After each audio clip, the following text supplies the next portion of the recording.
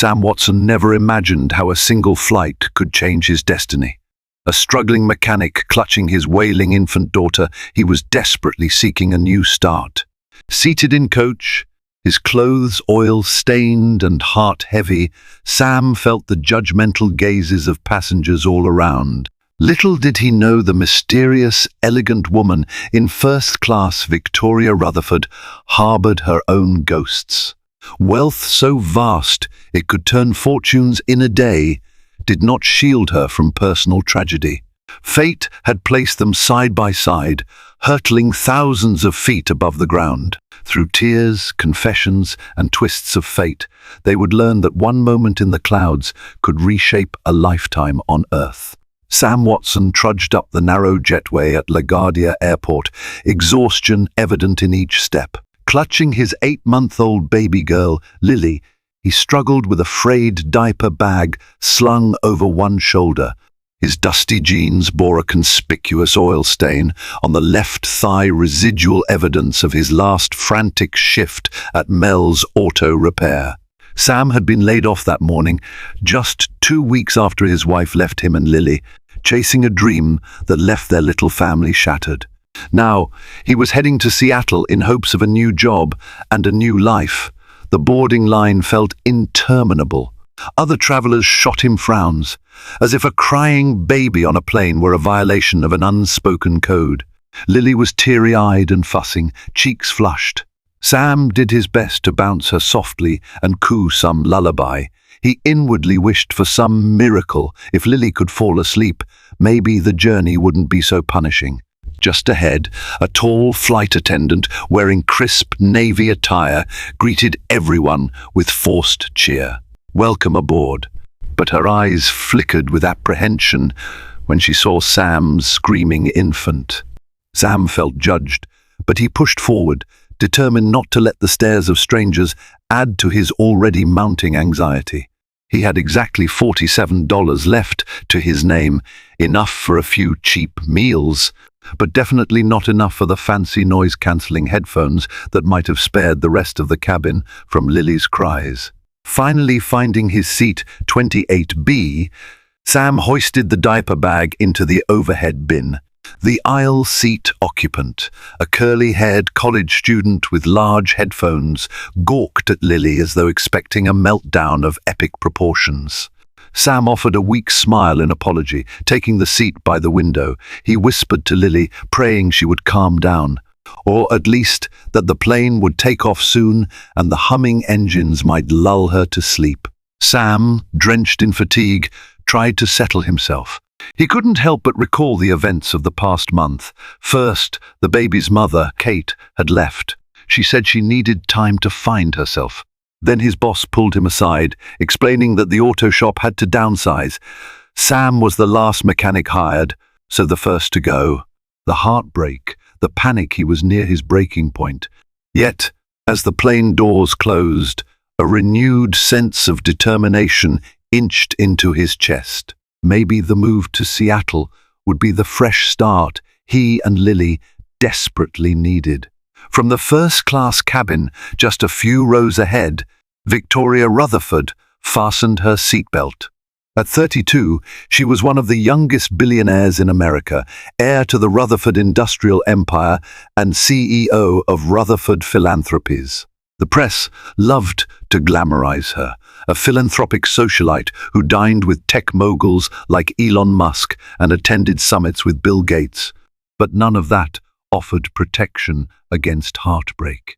8 weeks ago, Victoria's fiancé, Christopher Perry, had called off their wedding only a month before the ceremony. The tabloids screamed speculation, infidelity in the Rutherford empire. Billionaire heiress dumped at the altar. She had retreated from public life in the wake of the scandal. Photographers hounded her, paparazzi staked out her homes. Her heart felt hollow, betrayed, and unmoored. So she made a snap decision: book a flight under the name Victoria Richards, slip onto a commercial plane bound for Seattle, and hide away in the old Rutherford family cabin on the Olympic Peninsula. Maybe there, among pine forests and salt air, she could heal, She wore an understated black pantsuit and a simple baseball cap to avoid attracting attention. Hardly anyone recognized her. The flight attendants gave her a gracious smile as they passed, but none realized who she truly was. Sitting in the sumptuous first-class seat, she attempted to lose herself in a hardcover novel, something about chance encounters and second chances. But her mind wandered. A photograph in her carry-on bag nearly glowed in her thoughts. The picture of her parents, Marcus and Eleanor Rutherford, from 20 years ago. They were philanthropic legends who'd once collaborated with the Bill and Melinda Gates Foundation on rural education projects. Their generosity inspired her. Yet, for all her success, Victoria felt powerless in the face of heartbreak. Money couldn't buy love, and business acumen couldn't fix betrayal. She breathed deeply, welcoming the mild sedation of a strong chamomile tea. She didn't yet know that the crying baby in coach, whose faint wails reached even her seat, would become the catalyst for her next grand leap in life. For Victoria Rutherford, used to controlling her environment down to the last detail, fate was about to prove itself immune to her wealth and status. As the plane rumbled down the runway, Sam felt Lily squirm. He cursed himself for not getting her a pacifier. He'd misplaced it in the rush to the airport. Lily's cries only intensified. The seatbelt sign blinked, signifying takeoff. Pressed back into his seat by the force of acceleration, Sam closed his eyes and prayed Lily would calm. She let out a piercing wail that earned him glares from a few passengers. Meanwhile, in first class, Victoria tried to immerse herself in her book, but she caught the infant's cry again and felt a pang. Her own heartbreak was raw, but she still had a nurturing spirit. She remembered the philanthropic events she'd organized for mothers who were struggling, single parents in dire financial situations. She also recalled her parents always taught her to help if she saw someone in need. Tucking a stray lock of honey blonde hair beneath her cap, she motioned for a flight attendant. "Ma'am, how may I assist?" The flight attendant asked politely. "That crying baby," she began, then paused. "Do you happen to know if the mother or father needs anything? Perhaps a bottle of warm water or—" The attendant smiled. "That's thoughtful, Miss Richards. But usually the parents manage themselves. Would you like earplugs? We have some complimentary ones." Victoria declined. She wasn't seeking to insulate herself from someone else's distress. She yearned to help. Impulsively, she slipped out of her seat after the seatbelt sign was switched off and ventured into the economy cabin. Heads turned. In her casual attire, she didn't look out of place, just another passenger trying to use the restroom. But her footsteps led her past rows of cramped seats until she spotted Sam, a disheveled man in well-worn clothes, obviously exhausted, cradling a screaming child. Sam noticed her approach. Immediately, he felt self-conscious of his oily jeans, his unshaven face, and Lily's shrill cries. He offered the barest courtesy smile. "Sorry if she's bothering everyone," he mumbled, bouncing Lily in an attempt to soothe her. Victoria crouched in the narrow aisle. "No need to apologize," she said softly. "Flying can be tough for little ones." "May I try?" Sam hesitated. Something about her calm eyes and gentle voice disarmed him, and Lily was inconsolable. He nodded, figuring it couldn't hurt. He carefully passed Lily to the strange woman. Victoria cradled Lily, swaying gently side to side. She cooed softly, humming a lullaby her mother used to sing. Within moments, Lily's cries waned. The entire section of the cabin exhaled in relief. Sam was in awe. He stared, half in gratitude, half in disbelief. He had never seen such a poised stranger, and Lily had never calmed so quickly for anyone besides himself. Victoria smiled. "She's precious. My name's Victoria. If there's anything else I can do, just let me know." Sam extended a hand. "I'm Sam. This here is Lily." He paused, wiping sweat from his brow. "We're heading to Seattle, hoping for a new beginning." Victoria's gaze flickered with empathy.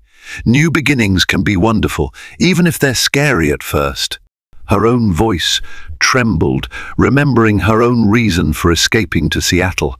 From the corner of his eye, Sam noticed the flight attendants hustling in the aisle with beverage carts. So Victoria returned Lily gently to him. She offered a final comforting pat on Lily's back and rose. "Seat 3A if you need me." Then she disappeared behind the curtain that separated first class from coach. Sam was left with a strange warmth, as if a door he'd never known existed had just opened. Halfway through the flight, the captain's voice crackled over the intercom. "Ladies and gentlemen, we're encountering a bit of unexpected turbulence over the Midwest. Please remain seated with your seatbelts fastened." The plane gave a sudden lurch. Sam's heart leapt and Lily whimpered. Passengers gasped. Seconds later, the plane stabilized, but tension crackled. Some lights flickered. Overhead bins rattled. Sam steadied Lily, remembering the times he clung to hope under far worse conditions, like the day he discovered he was going to be a father, broke and with no health insurance. This was just a bump in the sky. Up in first class, Victoria gripped her armrests. A sense of vulnerability washed over her. For all her money and power, for all the security details and bulletproof cars, she was just as helpless as everyone else when the plane shook in midair. Her heart pounded. She tried to focus on anything else, a mental mantra about resilience, or the philanthropic meeting she had cancelled last week to avoid the paparazzi. But the turbulence rattled her composure. The captain's voice returned. "We may need to divert to Chicago O'Hare if conditions worsen. Thank you for your patience." A ripple of concern spread among the passengers.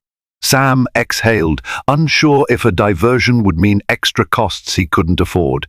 He leaned back and tried to calm Lily, who found some comfort in his arms. The plane jerked again, and this time, a few overhead compartments popped open, letting a carry-on tumble into the aisle. A flight attendant rushed to secure it. Victoria, seized by a rush of fear, unbuckled and stepped to the flight attendant's station near the front. She pressed a hand to her chest, trying to breathe slowly. In that moment, she longed for something solid to cling to: love, stability, anything. She found herself glancing back, remembering Sam and Lily. How that little baby made her feel needed, if only for a few seconds. How the father's eyes, though weary, shone with unwavering dedication. Soon, the plane leveled again. An announcement followed. "We have cleared the rough patch, folks. We'll be continuing on schedule to Seattle." Applause broke out, though tinged with anxiety. Relief filled the cabin. Sam thanked his lucky stars. Victoria let out a shaky breath. No one realized it yet, but the turbulence that had threatened to send them off course was just a preview of the emotional whirlwind awaiting them on solid ground. When the plane finally touched down at Seattle-Tacoma International Airport, rain streaked the windows. The flight attendants thanked everyone for choosing the airline, and weary travelers stood to retrieve bags. Sam gently lifted Lily from the seat, speaking in hushed tones to keep her calm. The college student next to him gave a polite nod of empathy, apparently relieved the worst part of the crying phase was over. Sam lingered, wanting to avoid the crush of passengers in the aisle. He had no idea how he would navigate the next part of his journey with so little money and no solid plan. He only had the name of a friend's cousin who might be able to set him up with an interview at a mechanic's garage. Nothing more. Lily yawned, pressing her tiny hands against Sam's chest. He was about to stand when he heard a gentle voice behind him. Victoria Rutherford, wearing that simple baseball cap, stood quietly. "I just wanted to say goodbye," she said, noticing Lily's sleepy eyes, "and to check if you need any help getting around the city. I know how stressful it can be to manage alone." Sam reddened slightly. He wasn't used to strangers offering assistance. I appreciate it, but I'll manage. His pride wanted to wave her off, but his realism recognized how truly unmoored he was. Victoria tilted her head. "Where are you staying?" He hesitated. "I'm not sure yet. A cheap motel if I can find one nearby. I'm here to find a job. I'm a mechanic by trade." She gave him a thoughtful look. "I'm heading to downtown Seattle, to the Rutherford Tower. My father's company has a small office in the building. Maybe I can give you a ride, or at least drop you somewhere safe. Seattle's new to me too, in a way." Sam almost wanted to laugh at the mention of Rutherford Tower. He'd heard of the Rutherford name in business magazines, but never connected it to Victoria Richards, the name under which she'd introduced herself. Still, the mention of wealth only made him more self-conscious. "That's very kind," he managed. "But you've already done enough by helping Lily." Victoria's lips formed a tender smile. "It's no trouble, truly. I have a car waiting. It won't cost me anything extra to help. And you have a baby to think about." Sam stared at Lily, who was dozing. He felt the weight of fatherhood pressing on him. Then he looked back at Victoria, sensing a quiet sincerity in her eyes. "Okay," he said, exhaling. "Thank you." They walked off the plane together, drawing curious looks from flight attendants. One of them, who recognized Victoria from earlier, offered a respectful nod, somehow seeing that this woman wasn't just another passenger. But she said nothing, maintaining the professional discretion so common in first class. Victoria led Sam to the baggage claim, where an impeccably dressed chauffeur named George stood holding a small sign that read Richards. Sam felt out of place, especially when George's eyes flicked to Sam's oil-stained clothes, the rummaged diaper bag, and Lily's well-worn onesie. But Victoria simply handed Lily's carrier to George, requesting he place it in the waiting car with the rest of her luggage. Once they reached the black luxury sedan, Sam prepared himself for an awkward ride across the city. Little did he know how drastically his life was about to change from this point forward. Seattle's skyline glimmered through sheets of drizzle. The car glided along smooth highways, the city's neon signs reflecting off the wet streets. Inside, Sam tried to calm his nerves. Lily had drifted off, lulled by the soft hum of the engine. Victoria occasionally glanced at Sam, noticing his tense posture. She wished she had a better way to assure him that she wanted nothing in return for her gesture. As they approached downtown, Victoria's phone buzzed. She checked the screen, face paling slightly. A text from her personal assistant. "Clarissa, press found out about your flight. Paparazzi spotted near Rutherford Tower." Victoria's breath caught. She thought she'd escaped the media scrutiny by flying incognito. She mulled the implications of stepping into the Rutherford Tower now, accompanied by a man in disheveled clothing and an infant. The last thing she wanted was sensational headlines. "Billionaire heiress, freshly dumped, brings mystery man with baby to her suite." "Change of plans, George," she said, clearing her throat. "Take us to the Redwood Bloom Hotel instead." Sam's eyebrows shot up. The Redwood Bloom was one of Seattle's most upscale hotels. He'd read about it once while leafing through a magazine in a dentist's office. "Why?" he asked quietly. Victoria weighed how much to reveal. "Let's just say the place I plan to stay is overrun with some unwelcome visitors." She gave him a small, reassuring smile. "The Redwood Bloom is comfortable, and I think it'd be best for me to get a room there tonight, too. I'll ensure you and Lily have a room if you'd like, at least until you figure out your next steps." Sam's immediate instinct was to refuse. He couldn't mooch off someone's generosity like that. But the thought of trudging through the rainy streets with Lily, searching for a budget motel, made his stomach churn. He resolved to pay Victoria back the minute he found stable work. "Bye. That's a lot," he said.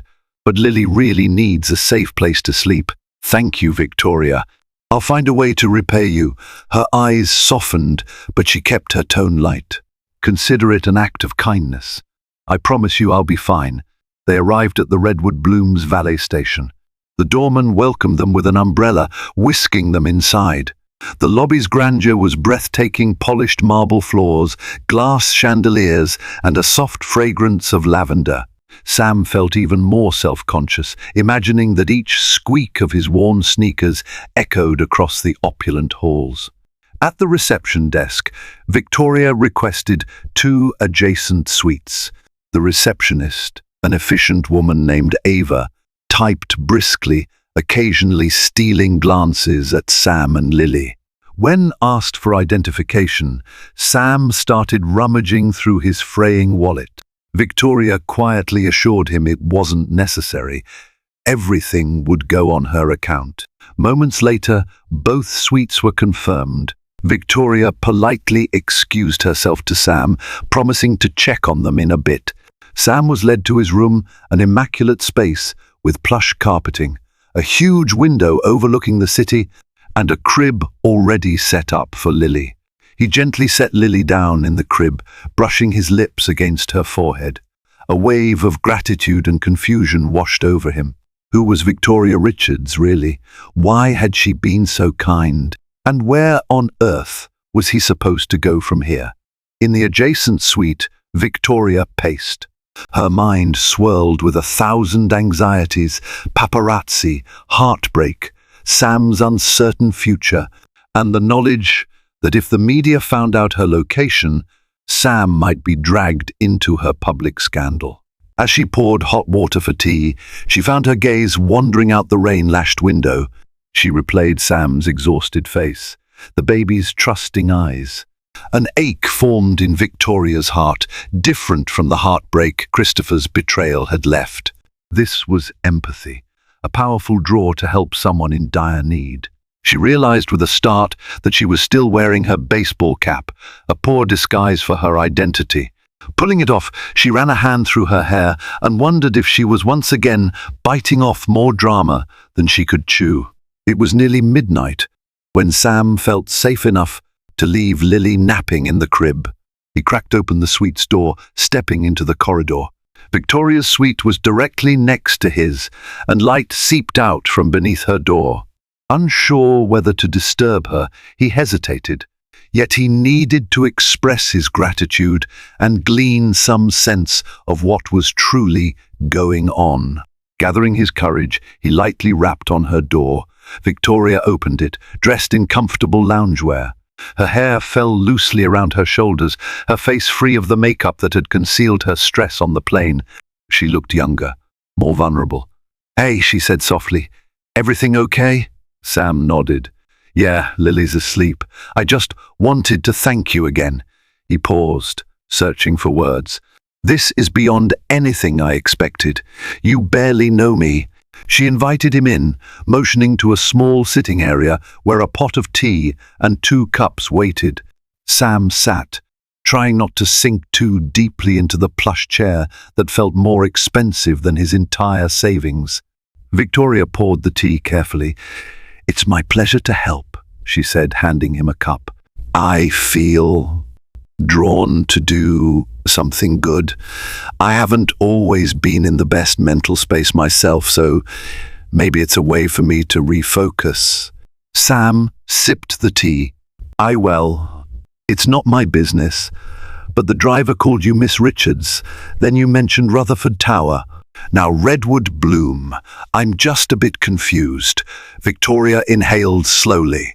She looked at her teacup as if it held all her secrets. "My name isn't actually Victoria Richards. It's Victoria Rutherford. My family owns Rutherford Industries, among other things. I'm sorry for the deception. I was trying to travel without attracting attention." Sam nearly choked on his tea. The Rutherfords were well known, even to someone like him who rarely had time for news. He'd read about their philanthropic efforts and businesses, from manufacturing to real estate.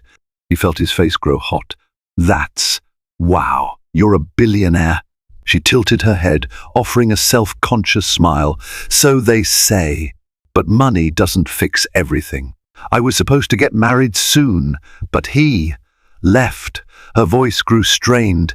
So here I am, in Seattle, trying to avoid the press. Rebuilding, in a way. Sam's immediate shock gave way to understanding. In her eyes, he saw the same mixture of vulnerability and determination he faced in the mirror each morning, albeit her struggles were on a far grander scale. "I'm sorry that happened," he said, sincerity ringing clear. "Heartbreak doesn't care about money." Victoria appreciated the unvarnished empathy. "No, it doesn't." She paused, swirling her tea. "I've run from my responsibilities, from the tabloids, from everything. I needed space. Then I met you and Lily, and I realized maybe I can at least do some good while I figure out my own life." Sam nodded. "You've certainly helped us. I'm just a jobless mechanic with a baby. You're letting us stay in this place?" He gestured to the luxurious surroundings. She leaned forward. "I want to do more. Look, Rutherford Industries has a branch that services commercial transportation and aviation. We're always in need of skilled mechanics, especially people who can adapt to varied machinery. I know you worked on cars, but the fundamentals can transfer. If you're open to it, I can set up an interview." Sam's heart hammered. An interview at a Rutherford subsidiary? That sounded like a ticket to stability, possibly even success. But it also felt like he was stepping into a world far beyond his comfort zone. I don't know what to say." "Say you'll consider it," Victoria said gently. "You're not obligated. Just let me try to help." A long moment of silence followed. Sam rubbed his tired eyes. Finally, he nodded. "Yes, thank you," he whispered. "I'd be stupid not to at least try." Relief flooded Victoria's face. She set down her tea, then rose. "Get some rest, Sam. I'll have my assistant call you in the morning." Sam stood, still in a daze. "Good night, Victoria. Thanks for everything." He left, the weight of possibility and disbelief colliding in his chest. For the first time since Kate walked out, he felt a spark of hope. Little did he know the media storm that lurks just around the corner, ready to test both his budding optimism and Victoria's fragile resolve. Early the next morning, Sam woke to the sound of Lily babbling from the crib. He felt surprisingly refreshed. Maybe it was the plush bed, or the knowledge that he had a potential job interview lined up. After tending to Lily's morning routine, he checked his phone. There was a missed call from an unknown number and a text from that same number. "This is Clarissa, Miss Rutherford's assistant. Please let me know when you're ready to meet. I'm in the hotel lobby." Before he could respond, a flurry of notifications lit up his screen. News alerts, social media pings, messages from acquaintances he hadn't heard from in months. Clicking one headline, Sam felt his stomach twist. "Victoria Rutherford spotted at Redwood Bloom Hotel, mystery man and baby in tow." The article included a grainy photo snapped from outside the hotel's glass doors. The image was undeniably Sam holding Lily, with Victoria at his side.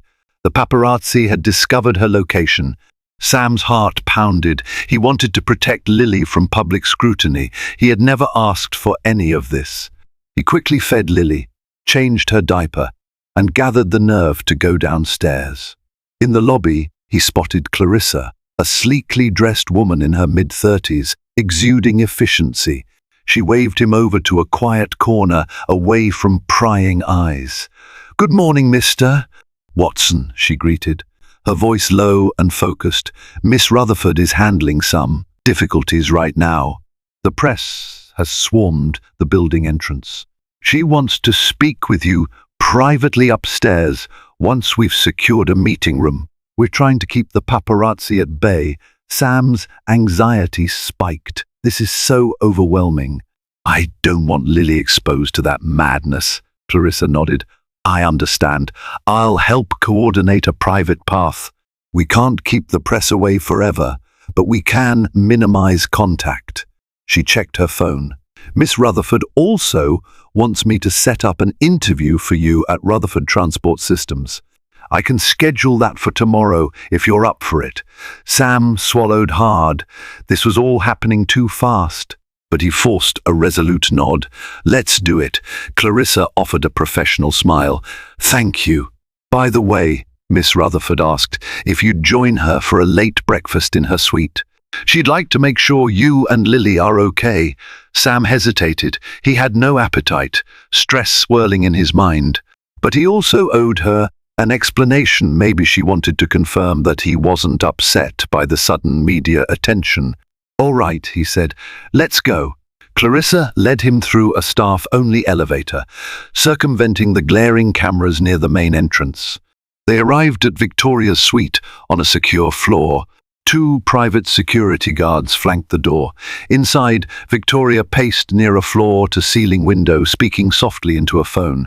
She wore a crisp blouse and black slacks, her composure battered but not broken.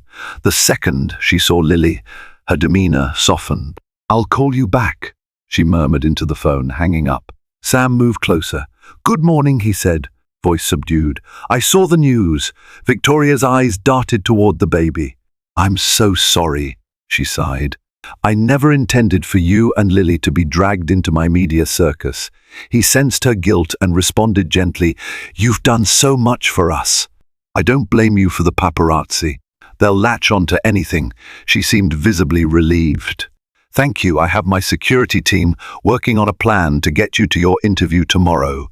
We might need to move hotels or find somewhere safe for Lily to stay during the interview, so you're not photographed too much. The last thing I want is for your privacy to be invaded." Sam felt his chest tighten with gratitude. A multi-billionaire was rearranging her life to protect him and his daughter.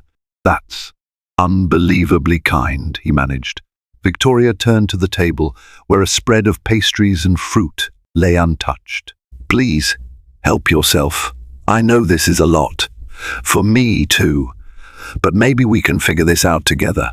While Sam picked at a croissant, Lily gurgled happily from her stroller. Victoria smiled, picking up a small stuffed bunny from the table, a gift from the hotel staff, and handing it to Lily. The baby squealed in delight. Sam witnessed a flicker of motherly affection in Victoria's eyes. As they stood there, forging an unspoken bond amid the chaos, neither realized that the biggest obstacles were yet to come. From scandal-hungry reporters to corporate battles for power, everything threatened to tear their fragile alliance apart and test the resilience of their battered hearts. That afternoon, Sam received a phone call from an unknown number. Expecting it to be about the interview, he answered, only to hear a voice from his past. "Kate, Lily's mother." "Sam?" she said, voice trembling. I saw you on the news. You're with that heiress, Victoria Rutherford?" Sam's mind reeled. Kate had been absent for months. "You saw that," he said, keeping his tone guarded. "Yes, I'm in Seattle too. I need to see Lily." Blood pounded in Sam's ears. Kate's sudden reappearance stunned him. Did she see a media opportunity? Or was she genuinely remorseful? "You left us," he hissed, trying to keep his voice low so as not to alarm Lily. "Now, you suddenly want back in?" Kate's voice trembled with desperation. "Please, Sam. It's complicated. I never meant to be gone forever. Let's meet. Tomorrow. I'll explain everything." He hesitated, remembering Lily's little fists and her crying after Kate left. But Lily deserved her mother if Kate was serious. Sam sighed heavily. "All right, tomorrow, but only after my interview." He ended the call, stepping onto the hotel balcony to clear his head. Rain drizzled on the horizon, the city lights shimmering. This day was beyond surreal. He had an interview at Rutherford Transport tomorrow, and now Kate's reappearance threatened to upend everything. Sam contemplated telling Victoria, but he wasn't sure if she needed more drama piled onto her already chaotic world. Unbeknownst to Sam, Victoria had just received a message from one of her attorneys. Christopher Perry, her ex-fiancé, was stirring trouble. He was threatening a lawsuit over certain assets he claimed were rightfully his, an attempt to publicly drag her name through the mud. Victoria stared at the text in disbelief. The heartbreak from the broken engagement was raw enough. Now Christopher wanted to force an ugly legal battle? She paced her suite, phone in hand, wishing she could confide in someone. She considered Sam. The thought felt almost comical. Why burden him with more problems when he was already under so much strain?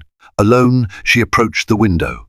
Cars glistened in the grey drizzle below, people scurrying under umbrellas. A hush lingered in the room, broken only by the hum of air conditioning. She placed a hand on the window's cool surface. The city below looked so vibrant and alive, yet from this high vantage point, she felt isolated. The only warmth she'd felt recently came from Sam's gratitude and Lily's bright eyes. She realized she craved connection on a deeper level than she'd care to admit. Outside, in the corridor, Clarissa hustled with phone calls.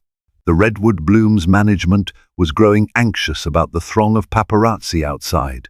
Victoria's presence was drawing undesired attention. Clarissa arranged alternative accommodations just in case. She also requested a private security detail for Sam's upcoming job interview. With each call, Clarissa was reminded of how precarious her employer's emotional state had become since the abrupt end of the engagement. Now Sam and Lily were part of that emotional puzzle.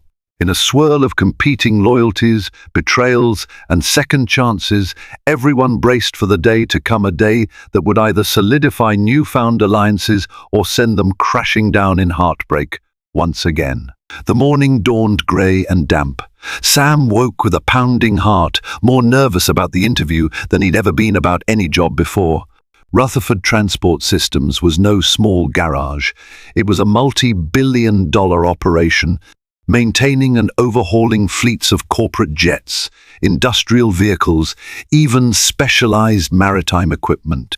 The opportunity was staggering. His entire future hinged on how well he impressed them. Victoria arranged a discreet shuttle to the company's building. No sleek black sedan, just a nondescript SUV with tinted windows and a driver who knew how to avoid paparazzi. She had insisted on waiting outside the interview room, wanting to show moral support in her own quiet way. Sam was grateful, but tried to focus on the questions he might face. Lily stayed behind at the hotel with a trusted nanny that Clarissa hired for the day. Walking into the Rutherford Transport Systems headquarters, Sam marveled at the polished floors and industrial chic design. Giant banners displayed photos of advanced machinery and the Rutherford logo. Clarissa ushered him into a conference room, introducing him to a panel of interviewers, a senior HR executive, a chief engineer, and a manager from the automotive division. They exchanged pleasantries, then dove into questions about Sam's experience.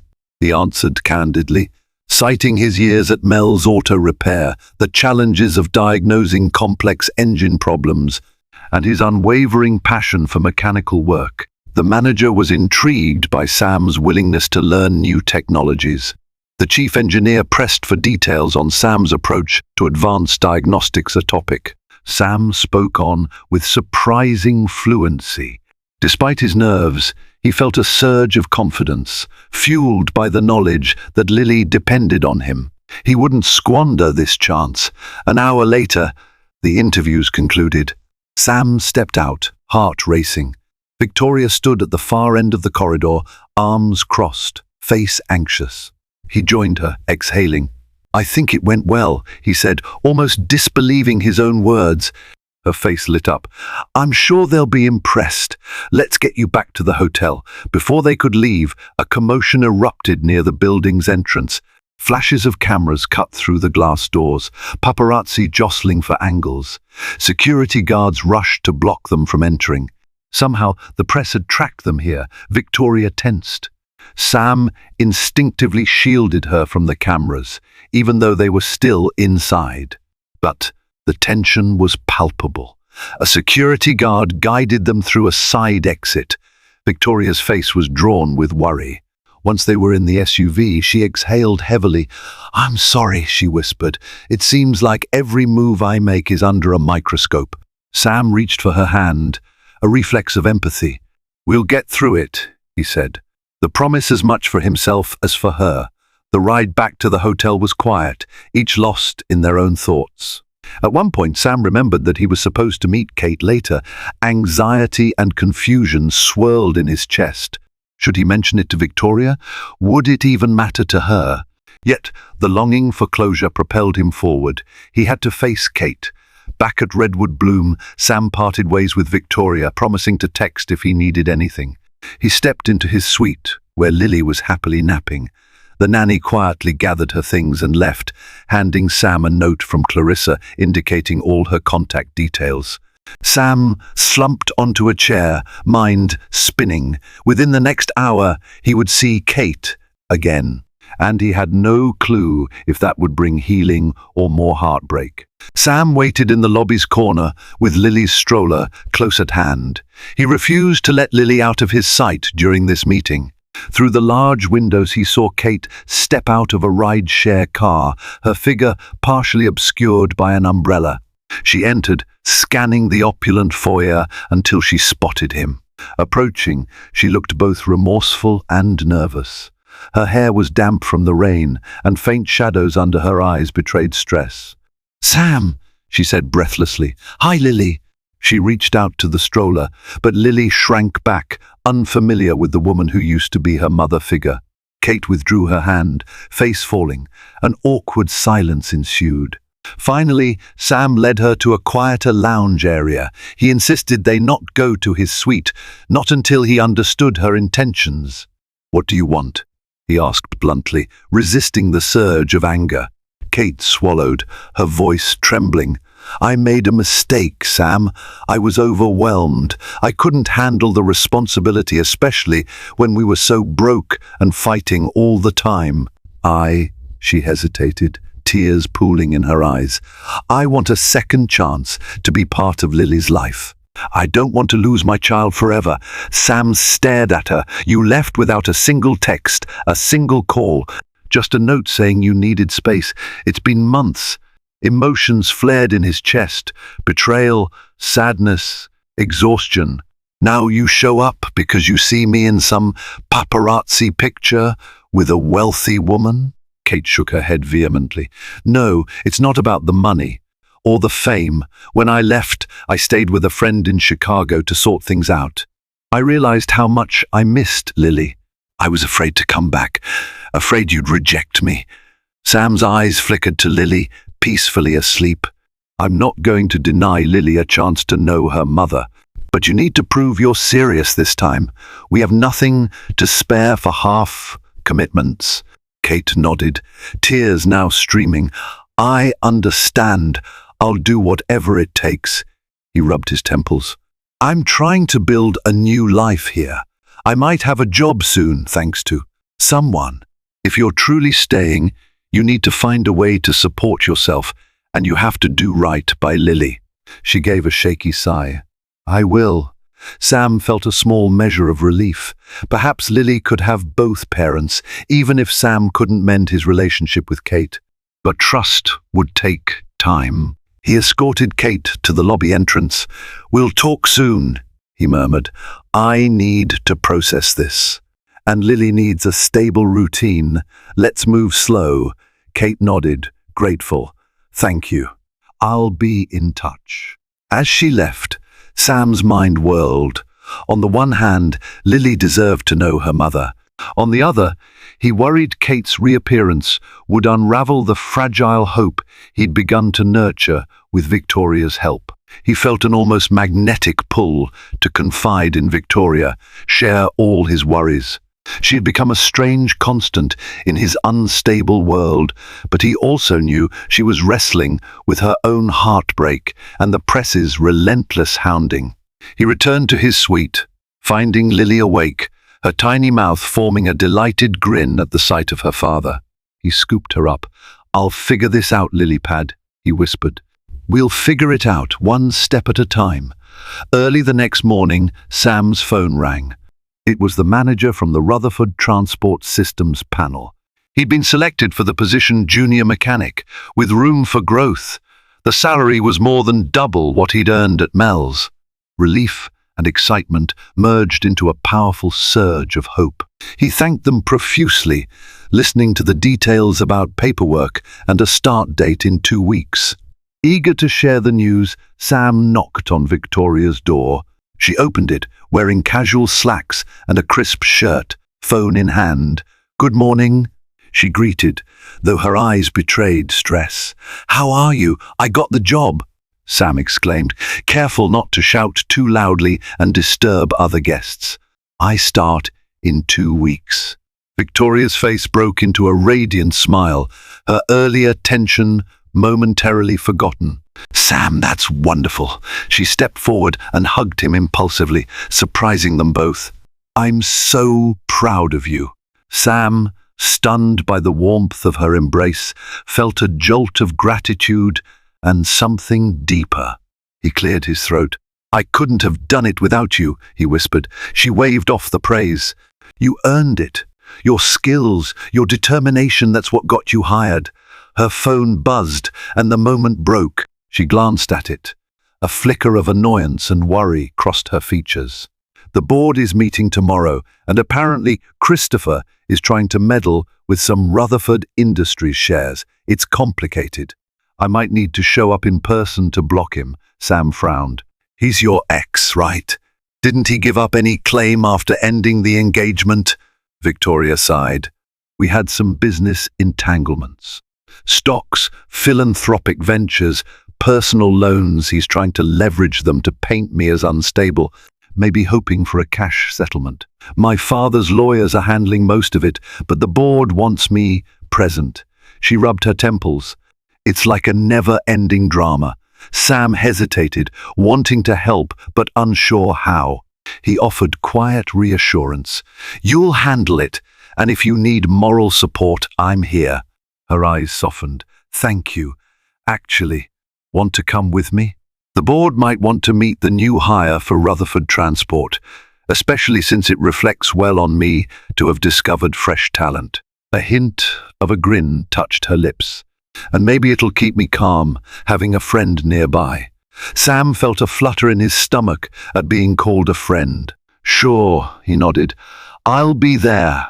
They spent the rest of the day in a flurry of logistics, moving Sam and Lily's things to a temporary corporate apartment Rutherford Industries offered until Sam got on his feet. Kate texted, trying to schedule another meeting with Lily. Sam replied that he would confirm once he knew his new routine. Meanwhile, the paparazzi quieted down, possibly diverted by some other celebrity scandal. But the calm felt temporary.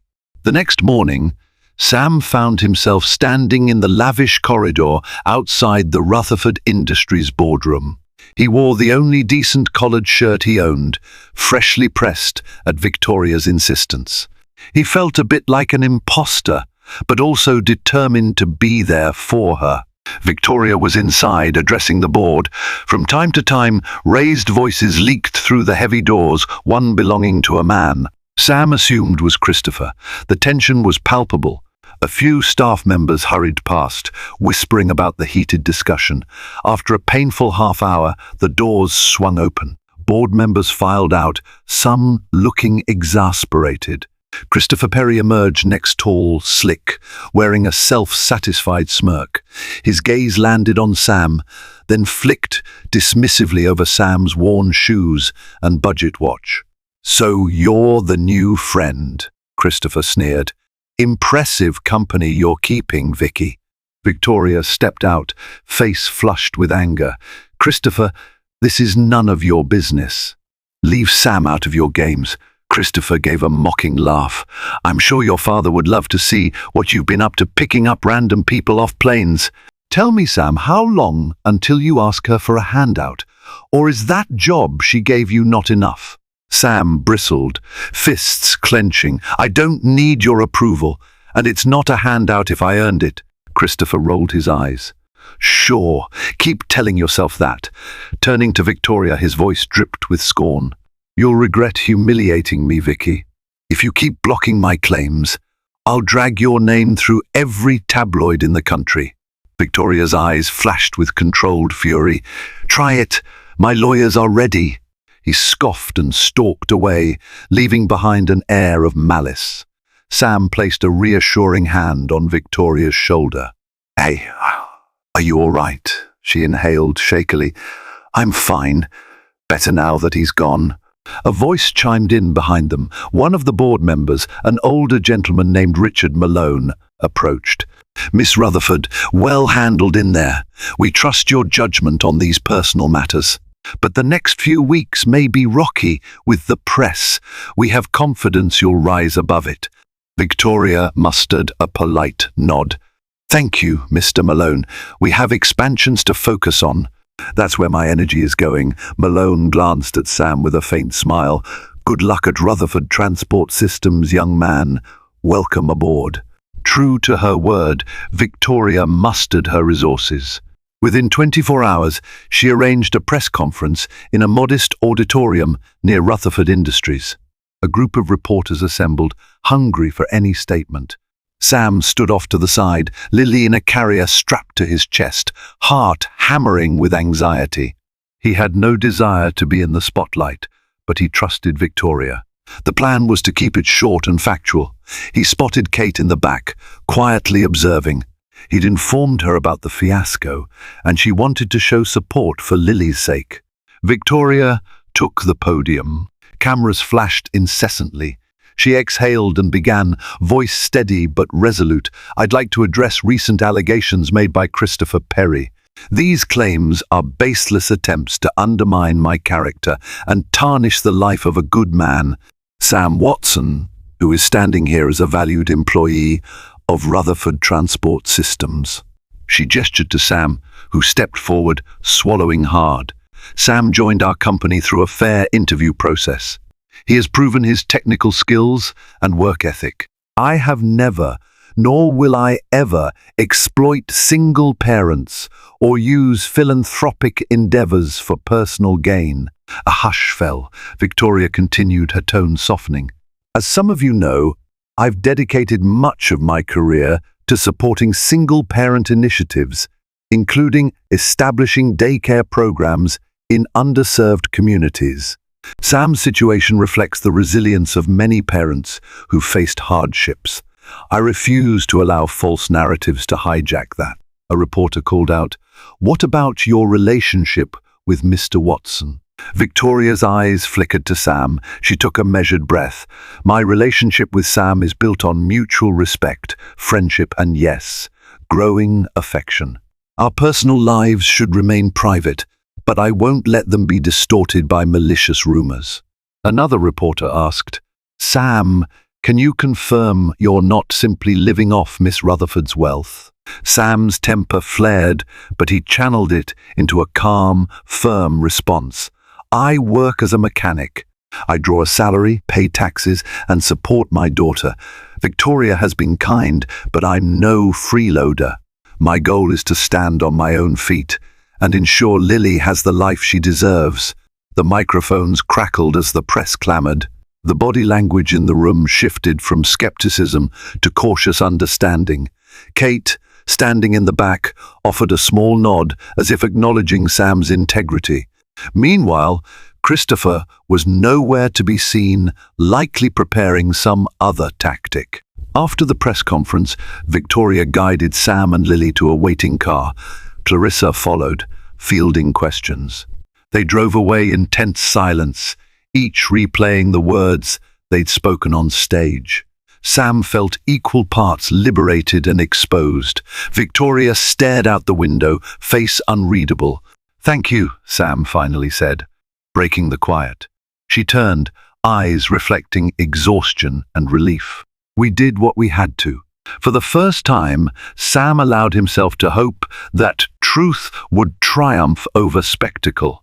Maybe they could carve out a life together, away from the harsh glare of scandal, stepping toward a future forged by honesty and love.